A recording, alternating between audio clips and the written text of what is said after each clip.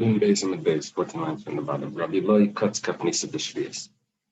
Rabbi Loi, he cut unripe a tree of unripe dates. Now there's on Shemitah there's a problem with there's always a problem with cutting down a fruit tree, but that problem could be avoided if it's not giving enough fruit or if it's causing damage. So that could be avoided. But then there's a second problem with cutting down a fruit tree on Shemitah that has fruits on it, because the fruits of Shemitah need to be eaten. So he cut down a fruit tree that had unripe dates on it. He cut down a date tree. How did he do this? It says that the fruits of Shemitah need to be eaten, not to be destroyed. When you cut down the tree, obviously it can't grow anymore. It means it's not going to ripen. So the issue over here is not a violation of cutting down fruit trees, it's a violation of Shemitah. Maybe you can answer like this. The fruits of Shemitah need to be eaten once they're fruits. But this was unripe, it's not considered a fruit. So it's not considered destroying fruits because it wasn't ripe yet. But if it's not considered a fruit, nothing needs to go down. If it didn't enter into the category of fruit, then it's not a problem. It's as if you're going to say that. Rav Nachman says the name of Rabbi Baravua. Hani mesachli da'arla asiri. Hayo benasa shema leperi. Mesachli, the fancy word for it is calyx, but I don't know what that is. So, if you notice on the palm trees, I see it on the coconut trees also. It has very, very small buds, and it comes in like a tube, and then the tube falls off, and they get larger and they develop into fruits. So that it's a pod. So the pod of Arla, well, the pod of the date pod of Arla, is aser if the tree is within its first 3 years. Now, usually Arla is just on the fruits. So Rav Nachman says that Arla is on the fruits, but it's also on the protection of the fruits. That means like a fruit peel. It would also have Arla. It's not on the branches, but it's on the peels of the fruit, on anything that's a shemer laperi. Now, the mesachli, which is this pod, it's like a husk, is a protection for the fruit. So it has the halachas of Arla. Now, the Gemara continues, b'shemer laperi emes havi. When is it considered, when is it actually on the fruit, the mesachli? The kufri, when the fruit is very young, when it's unripe. The kakarlif peri, but it calls it a fruit. Okay, what we got from this is that it's considered a fruit even when it's unripe. If that's the case, then la'achla, when it says by shvius that the fruits need to be eaten, even when it's unripe, it's considered a fruit. How was he allowed to cut down the date tree that had fruits on it that weren't going to develop? They were just going to waste. You say, you're going to tell me that they're not fruits? I see from Rav Nachman, Amar Rabbi Baravua, that it's considered a fruit even when it's young. Where do you see that? Because he calls it a shemer laperi when this pod is around the fruits. When the pod is around the fruits, it's called a shemer laperi, even though it's young. The Gemara answers Rav Nachman, the Amar Rabbi Yossi. Rav Nachman, he learns like Rabbi Yossi. He follows Rabbi Yossi's opinion. The Tanan, it was taught in the Mishnah, Rabbi Yossi Eimer, Smadar are very young grapes. Smadar is grapes that are right after it buds. In the flower, after the flower falls off from the budding, so what you're left with is a little circle on the bottom. That's the early stage of the grapes. Rav Yossi says, Madar is Asr Matneshu Peri. Smother is already considered a fruit at that early stage. And why is it? Why it's considered a fruit, and therefore it's also because of Arla. So Rav Nachman was following the opinion of Rav Yossi, and that's why he holds that it's a fruit at an early stage. However, the Rabbanan argue. So if the Rabbanan argue, then we have a simple chat. Rabbi Lai that cut down a date tree that had fruits on it on Shemitah was because he goes like the Rabbanan that holds that early stages of fruit is not considered fruit. Maskefla Rav Shimi Menardai. Rav Shimi Menardai has a question. And we figure Rabbanan the Rabbi Yossi B'Shari Lanis. We quoted Rabbi Yossi, which tells me that the Rabbanan argue. And now you have a chat for Rabbi Lai. The only thing is that the Machlekes Rabbi Yossi and the Rabbanan was by grapes. By other fruits, the Rabbanan agreed to Rabbi Yossi that it's considered a fruit even at an early stage, which means that he left with a question, Rabbi Lai, how did he cut down the tree on Shemitah? But now, it says in the Mishnah, when are you not allowed to cut down fruit trees on Shemitah? Which means because you're not allowed to destroy the fruit. Hishami says all trees, when they start to, I guess, bud, that means when the leaves are growing. Rashi says. Okay, Basil said no. There's different stages for different fruits. When is it considered a fruit? When it comes to carob, so carob become like a chain, and they hang down. Now there's a bulge, I think, by the tips. That makes it look like a chain. So when you start to see those, it starts to look like a chain. We see a sharsharu, or another shot is shalshalu, when it becomes like a chain like. So that's considered a fruit already, and then you're not allowed to cut down the tree on Shemitah. Vagipanim, if it's a grapevine, Mishi Agriu.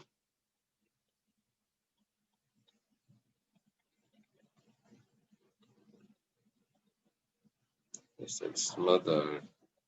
1 second. If I translate it. Yeah, that's correct. Okay. Grapes are Mishi Agriu when they have a fruit on it that's called gerua. Gerua is a very, very early stage of fruit. See, it's going to be the size of a white bean. Bahazesim and olive trees, when is that a fruit? Yeah. Rabbi, I just want you to know that diagram behind me shows all the stages of the grapes you're talking about. In case now, where did you get that from? A good journalist never reveals his sources. Anyway, they're all illegally pilfered from the internet. Okay. No, my question was, is it from a Torah source or is it a scientific source? A botanist? It's from the internet. Okay. So right for harvest, I see. So immediate pre-bloom, caps are still attached. First bloom, full bloom. So buckshot berries are probably the smodar, the gerua, the pulalava, and that's probably what we're talking about. Number 4, the middle one. Very interesting. You see that? Okay, and the olives are mishianitzu. Mishianitzu is when they have a flower on them. Mishianitzu, they still have a flower. Rashi says this is what we're talking about before by the time of Misachli, when it had the pot on it also.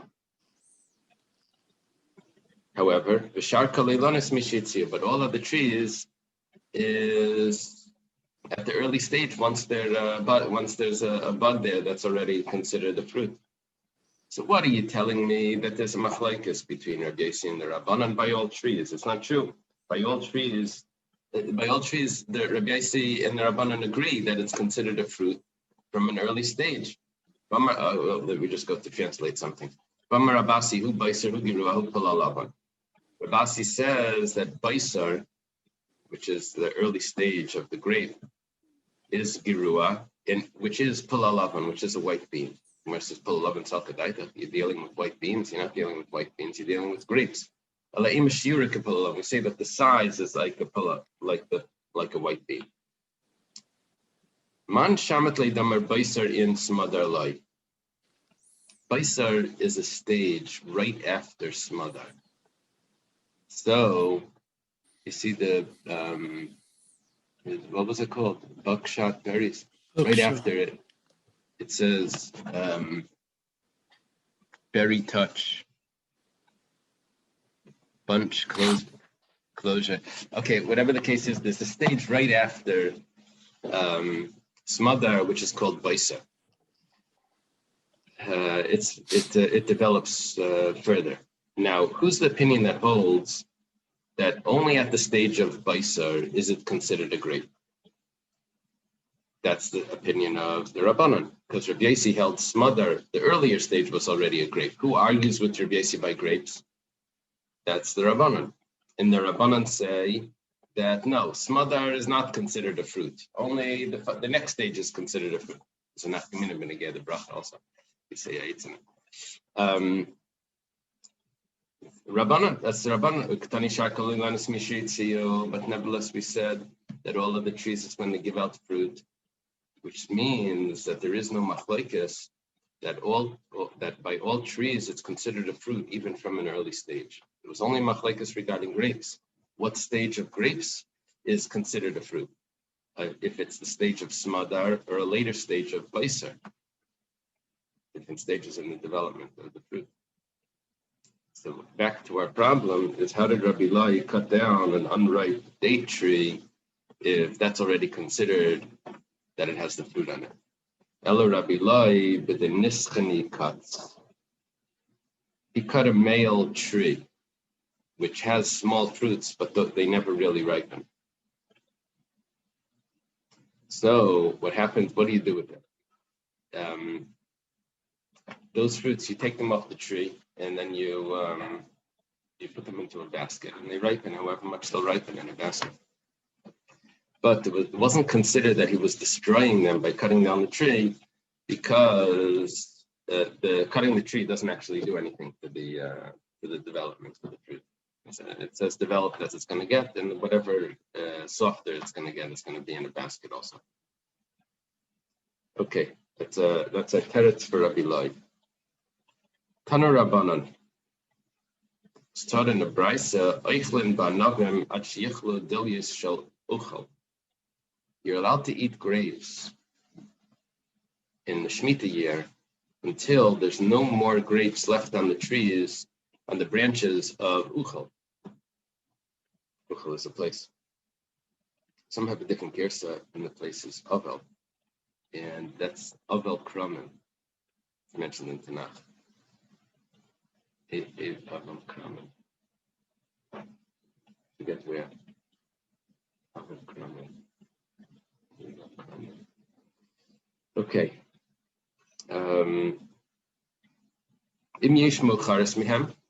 Let's say that it happens to be that in this situation, there happens to be that there's grapes that are still there that are later than the grapes of Uchal or Avel Kramen. You can still allow to eat. It's not the place, it's the circumstance, it's the situation. And we just said the place because that's usually the last place where the grapes will ripen. And there's a lot of grapes that'll still be on the trees. You can eat from the olives until the last ones are finished in tekoa. Gemara tells us that that's the alpha. That's the first, the best of the oil. Rabbi Lezer which is more north than Tekoa. And that was the area of Asher. And it says, V'teivel b'shem and Raglai, that Asher had a lot of oil. We learned in Menachos. The story with the guy that went to get oil over there. They didn't have enough camels or whatever, donkeys to carry the oil. There was so many barrels. Okay.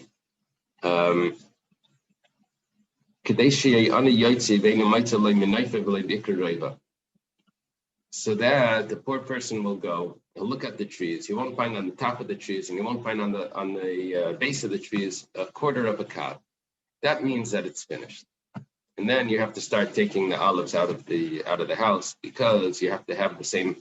Yeah, you can't bring into your house if you're not at the same level as the wild animals in the field. During the Shemitah time, you and the animals eat the same. You can eat figs until there's no more figs in Beis. Pagi is a fig. It's the same consonants. Right? Amar Rabbi Yehuda, Pagi Beis. What you just said about Pagi Beis, and you think you're talking about Shemitah, that's actually spoken about Maisa.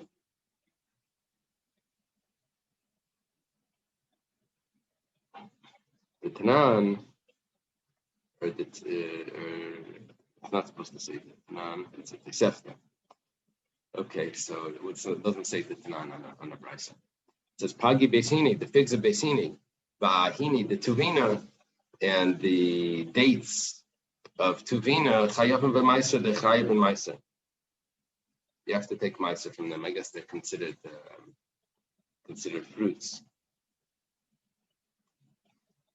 They don't ripen as much. They stay small, these fruits.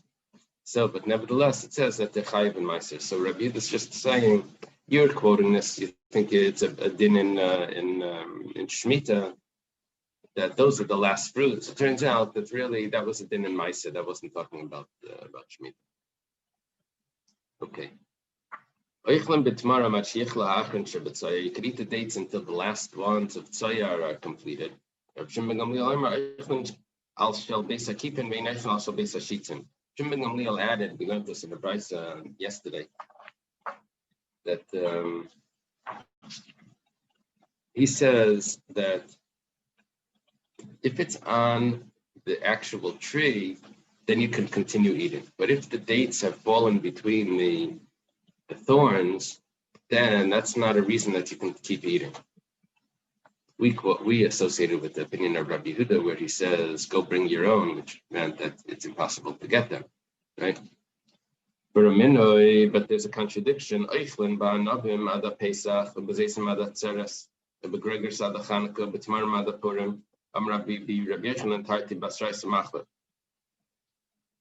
goes like this. You're allowed to eat the grapes until Pesach. Usually the grape season is around Sukkot time. But it says, I guess they last until Pesach.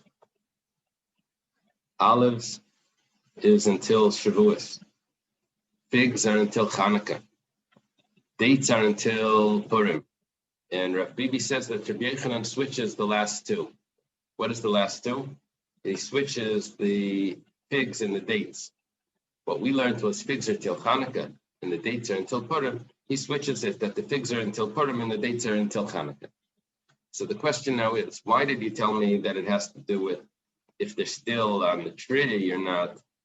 You gave me seasons of the year. It doesn't have to do with going out and looking at it. It has to do with the holiday. The Gemara answers, actually, the holidays that we gave you, that those times, those seasons, is actually just recording how long they stay on the tree. So it's Chad Shira, it's the same time. If you want, you can answer differently. It wasn't telling you that that's your limit. It was telling you that what the circumstances normally are. If it happens to be later, then it's later. If it's earlier, it's earlier. It was just giving you a general time. Like this time, very good. Those are the dates and the thorns. Is that what you're showing? Oh, it took a while. Yeah, it took a while to find them. Yeah. Very interesting. Okay, Tanya, it was taught in the Brisa. Reb Shimon ben Gamliel says, Simin laharim milan. A good sign for mountains is a gall nuts. Gallnuts apparently was used in making ink or some products that were used for tanning leather. Siman la'makim, a good sign for valleys is the kolim are palm trees. Siman l'nechalim, for a stream, a good sign for a stream is kanim, is reeds. It doesn't mean that the stream is still there. It means that there's like a stream valley. Siman l'shvela, siman for a plain is shikma, is a sycamore trees. They grow on the plains. Even though we don't have proof for this, but we do have something that alludes to this. It says by Shlomo Melech, there's so much silver that silver in Yerushalayim was like just regular stone. It wasn't considered a precious stone. It was just so much of it. And the cedars were so common that it was like a sycamore that's on the plain because of its abundance. Okay, that means that the sycamores grow on the plains. Yeah, please. I'm afraid I've lost the thread here.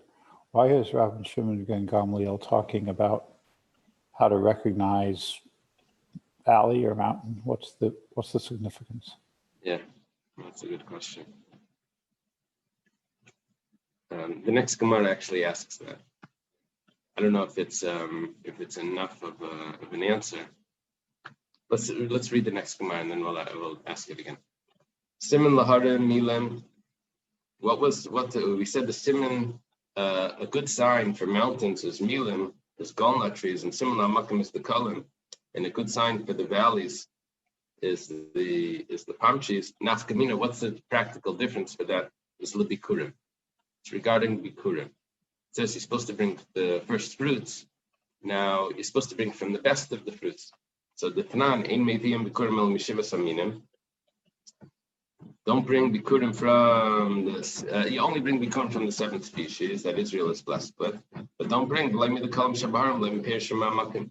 But don't bring from the mountains or from the valleys because over there they don't grow as well.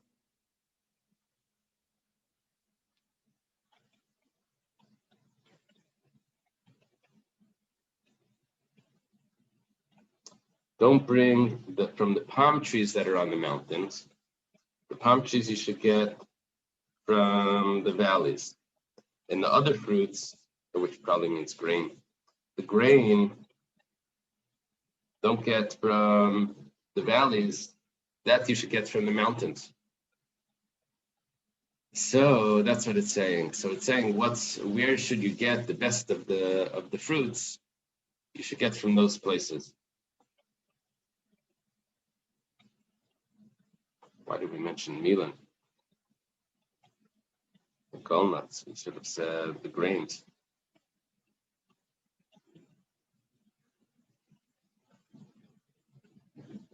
So, I don't know. I guess it means that if you see those trees there, then it's considered the mountains, and that's a good place to get the grain from. That's probably what it means. Similar to Chalam Kanim, a good sign for the valley is the reeds, or for the streams is the reeds. Nafkamina lenachalesan. This is the nachalesan is the area where they would break the neck of Egla Rufa if someone passed away, someone died between cities. So the elders of the city would go out, and there would be an area where there was a land that was never plowed. It was like a hard soil. So how do you know if you're in a nachal? It says it's supposed to be by a nachal, by a stream. Now, it doesn't have to be, it means that it's a dried up stream. But that area was never plowed. That's really, how do you see that? How do you see that it's a nachal? You see that from the reeds that are there.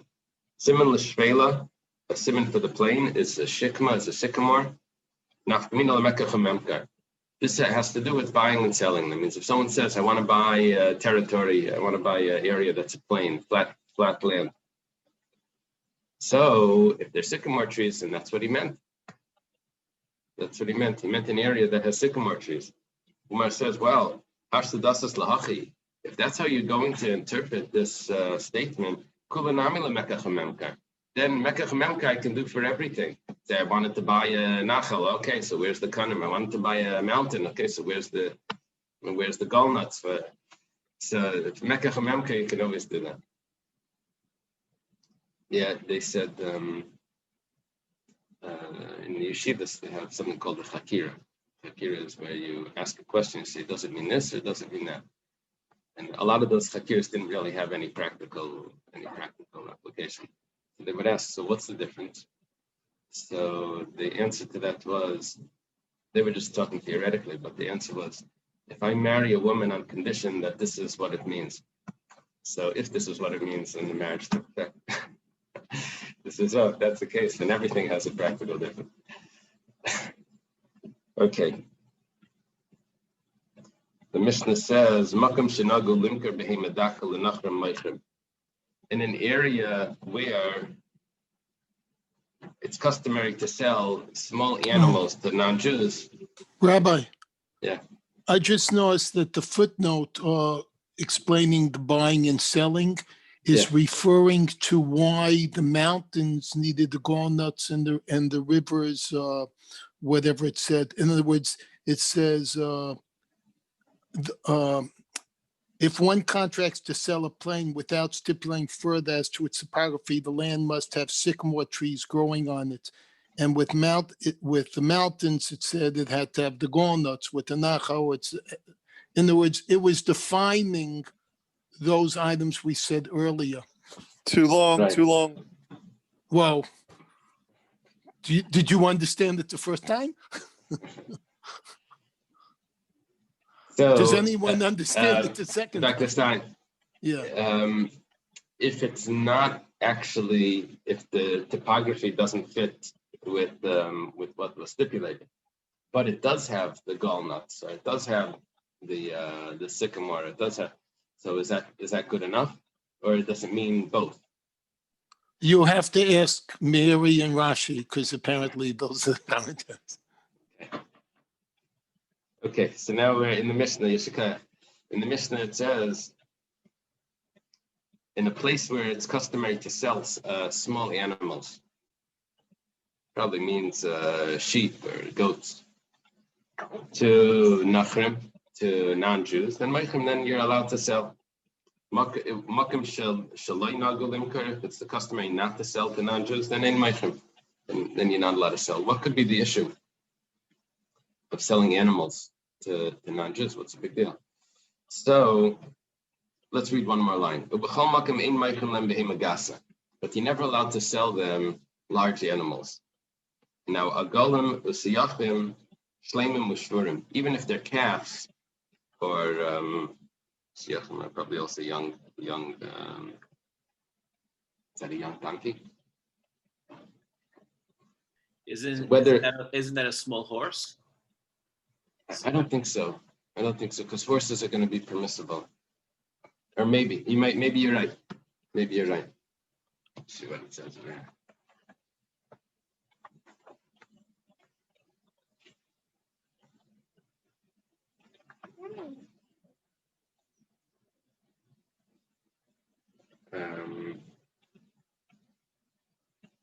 What's a foal? A deer? What's a foal? A deer? What, small horse? Oh, a foal is a small horse? No, a siach. Oh, is that what it is? A siach is clearly a small horse? Okay, so what's the problem with selling these large animals? Yeah. Even when they're young? Shleimim ushvurim, whether they're healthy or not, or broken. The problem is that it may have to do with selling. It has to do with selling on.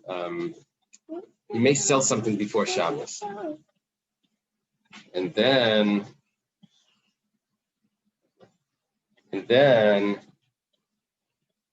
something may happen, and the transaction doesn't work out.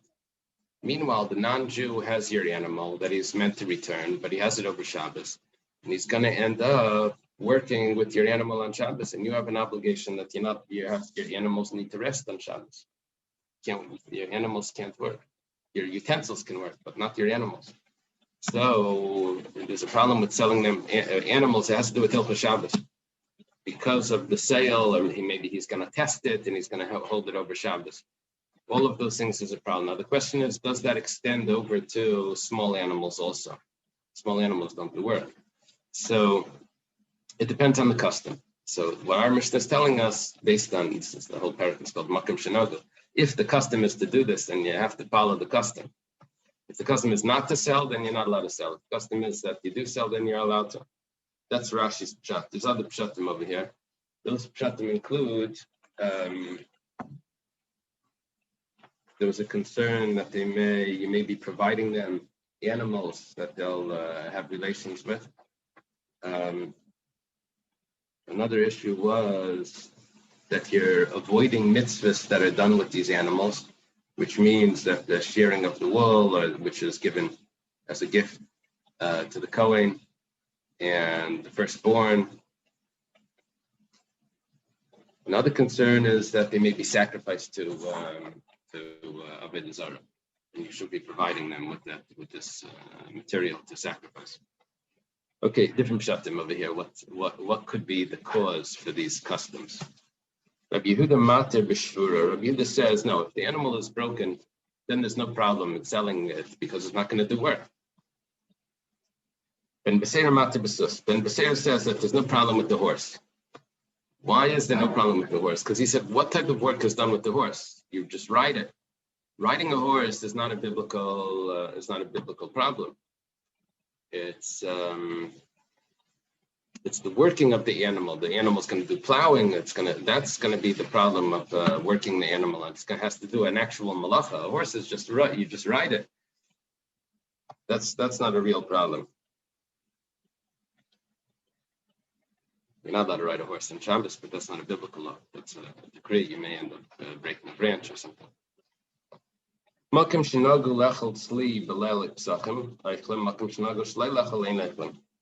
custom, depending on custom, if you can eat roasted meat on Pesach night when you're not at the Beis Hamikdash.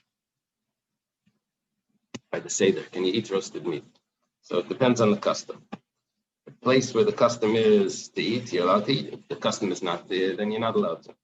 Rav Yehuda, the Gemara says, Rav Yehuda Marav. Rav Yehuda says in the name of Rav. The person's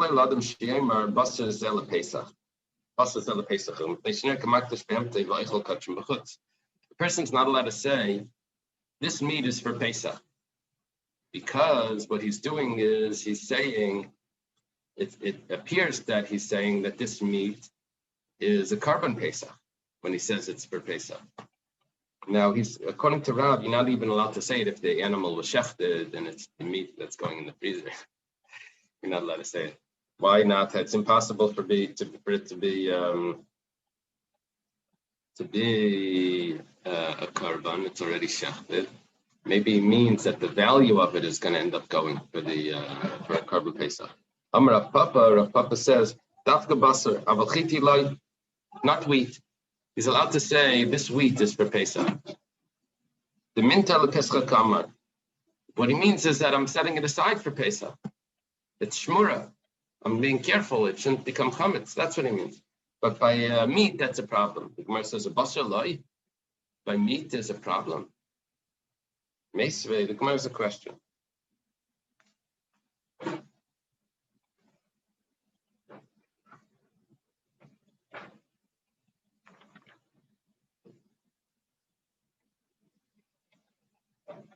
Here's a question.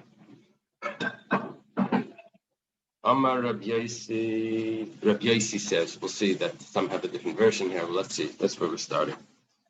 To this Ishraimi. To this, that's a name. See in the Steinfeld, he says it's Theodosius. Or Theodorus. From Rome. He taught the Jews of Rome that they should have roasted kids, roasted young goats, roasted all together on a spit. The whole animal was roasted on a spit. Mekulasin comes from the word helmet. In Aramaic, kulsa is a helmet.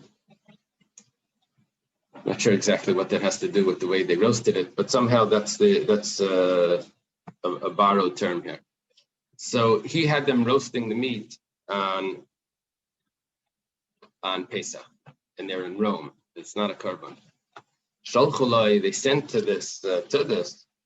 They said, "They'll molly to this out there. If you weren't to this, we would put you into cherem. Because you're feeding them kachim b'chutz. You're feeding them sacrificial meat, and you're not in the base of Mikdash. Kachim sal kedaita. Is it actually sacrifice? It's not sanctified meat. Elaima, rather say karev lahachas shal kachim b'chutz. It's close to being. It's similar to being sacrificial meat because you're preparing it in the same way that the sacrifice is prepared. Now the Gemara understands from this, Mekulasin, Shem Mekulas. The whole problem was only if you roasted it the same way, if it was roasted, but if it's not roasted, there's no problem.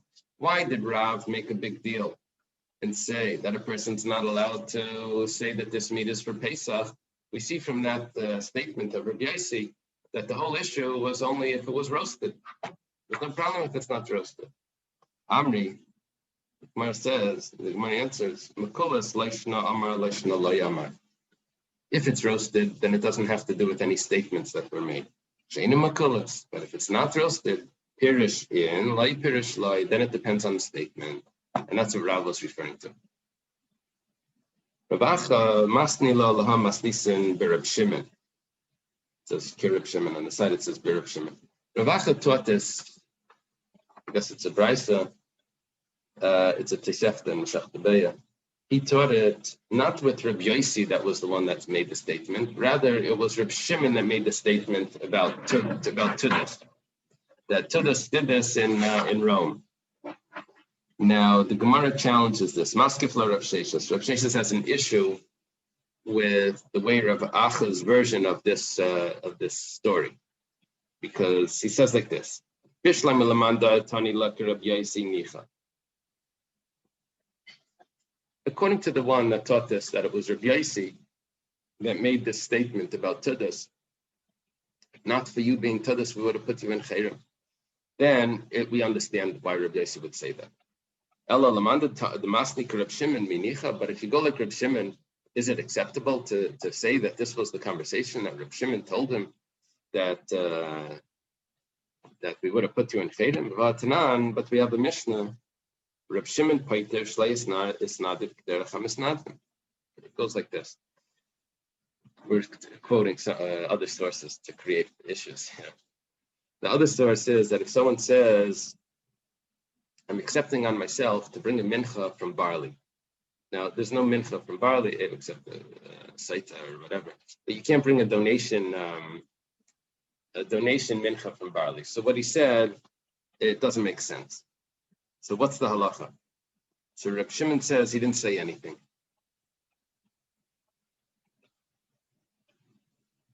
The Chachamim say that Harei Alai Mincha Min Asayrim. The Chachamim say, catch what he said. You see, he said Harei Alai Mincha. I'm accepting on myself to bring a mincha. That's what he said. I know he concluded Min Asayrim. Okay, that doesn't work, but he still has a mincha. Reb Shimon says no. You have to look at the full statement. And the full statement was that he said minasairim from barley. He didn't say just plain I'm accepting on myself a mincha. He clearly said that was a stipulation that it's a mincha from barley. That was part of his statement. So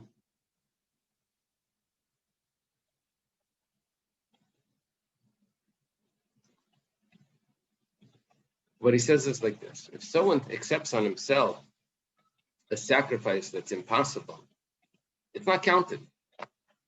If it's impossible for this to be accurate, then it's not counted. It doesn't mean anything. So if someone takes a piece of meat and says this meat is for Pesach, it's impossible. It's shechted meat. It's not for Pesach. It's not considered that he's offering a sacrifice here. That the money is going for this. That it just doesn't apply. So how could Reb Shimon be the one that's telling Tudis that If you weren't Tudus, we would have put you in Cherem because of what he did. He did nothing. They did nothing. They roasted meat. It wasn't a statement of any sort that could actually come out to being a Karban Pesach. Amalei Ravina le Ravashi. Ravina says to Ravashi, you're creating a problem with the version that has Reb Shimon in it. As if everything is going to be fine if it's Reb Yosi. According to Reb Yosi, it's going to be perfectly fine. But Rava says, Reb Shimon b'shitas Reb Yosi Amra. Reb Shimon actually follows Reb Yosi's opinion. Why? I have to quote another case over here. The Amar af bigmar devarav adam nitvas. There's a machlekes, Reb Meir and Reb Yosi. If a person says, I don't know if you remember Tmura. Tmura is when someone exchanges one animal for another animal that was a sacrifice. He says, this animal is in place of that animal. So he wasn't allowed to do that, but they both become sacrifices. So let's say someone says,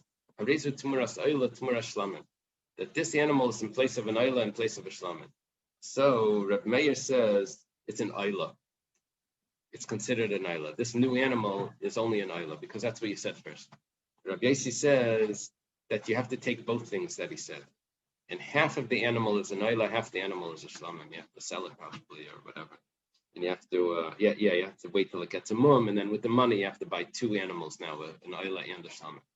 Which means that Reb Yosi says that if a person makes a statement and then another statement, you have to accept both of them. A person is grabs also his second statement as well. Back to Reb Shimon. Reb Shimon says that if someone says Harei alai mincha min ha'sa'irim, he's accepting on himself a mincha from barley. How is it a mincha? Reb Shimon says that it's nothing. How is it nothing? Because he's following Reb Yosi's opinion that says the second statement is also accounted. He's also held by that, which means he said from barley, and that's what ruined it. So which means Reb Shimon follows Reb Yosi's opinion.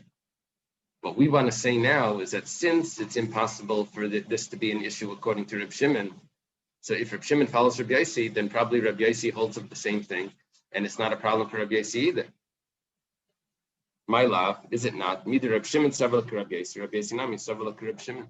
Reb Yosi probably holds to Reb Shimon. They're probably in agreement over here. And if it's impossible for it to work, that's what we're looking for here. If it's impossible for it to be a sacrifice, then it's totally meaningless. So why was there a problem according to Reb Yosi that this was creating a problem in Rome? The Gemara says like, it's not the pshat. Reb Shimon tzavlak Reb Yosi. Reb Shimon, you're right, holds like Reb Yosi. However, Reb Yosi tzavlak Reb Shimon, but Reb Yosi doesn't hold like Reb Shimon. Reb Yosi holds that if a person makes two statements, then he must have meant something by saying that. So you have to accept both of them. If a person says, so you're right, I can't say that it's a mincha from Sa'irim, but he said Harei mincha. He probably meant something. So, and Reb Shimon disagrees with that. So back to us.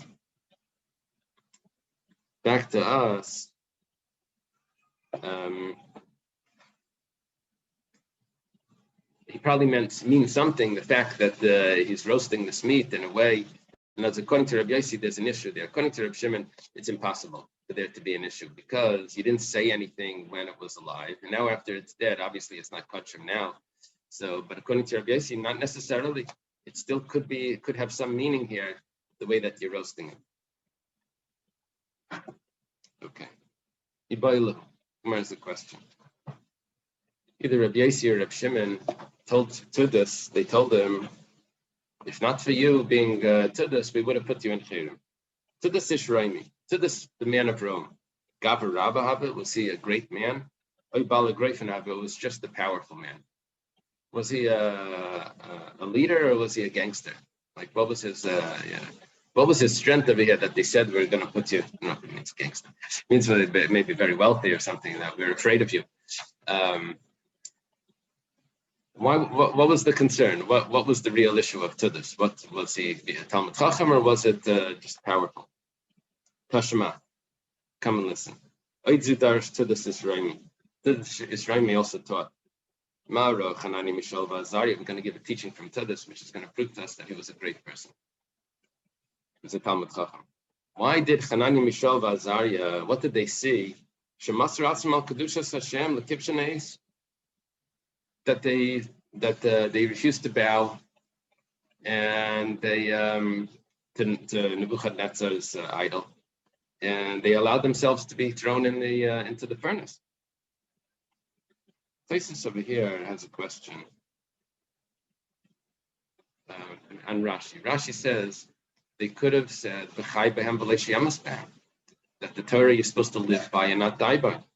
Places has 1 second. That's not true. This was in public. I don't know why Tesa doesn't ask us if I deserve it. But Tesa says it was in public. And in public, a person's supposed to die for even a small mitzvah.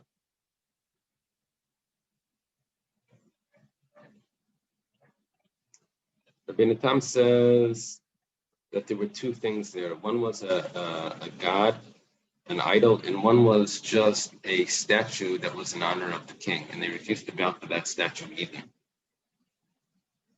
It says, according to that, it's good. There's a Gemara that says that if they would have tortured them, they would have given in. How could they have given in if it's idolatry? It must be, it wasn't idolatry, that's what it says. The Re says that they could have ran away first. That's what the Gemara is discussing it. What did Hanani, Mishael, and Azariah see that they didn't bow down? So it says like this: Nasu kal v'chaymer batzim, they made a kal v'chaymer. Mitzvaydim from the frogs. That's this week's question. Matzvaydim shem mitzuvan al kedus Hashem. The frogs aren't commanded to sanctify the name of Hashem. But it says regarding them, they'll go into your houses, to your kneading bowls. When are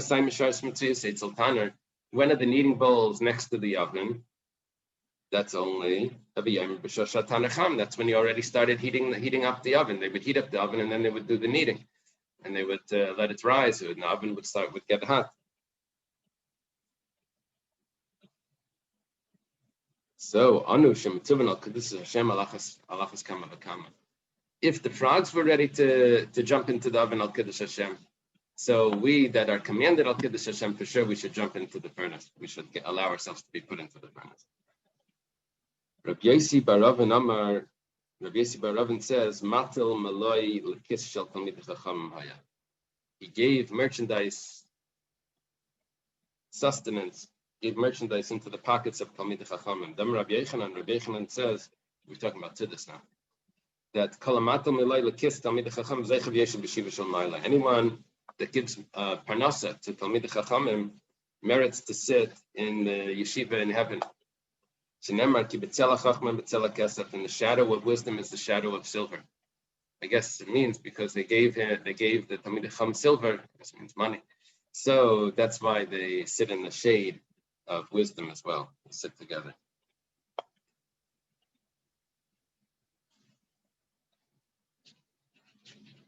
Let's go a little further. Makkah, there's a new Mishnah.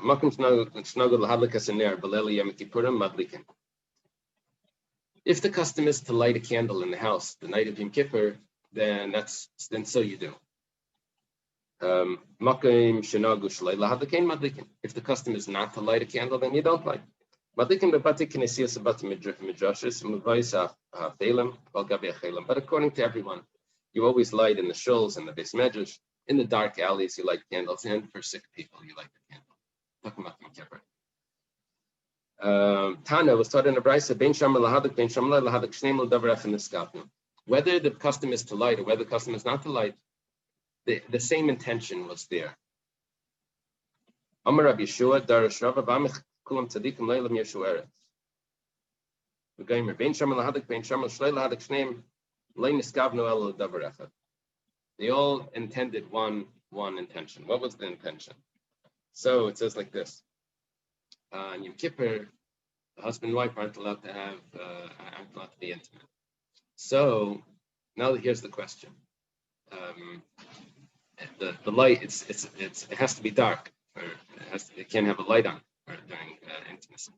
So if you put on the light, will that cause that they won't be intimate, or is it exactly the opposite? Maybe he'll see his wife beautiful and want to be intimate.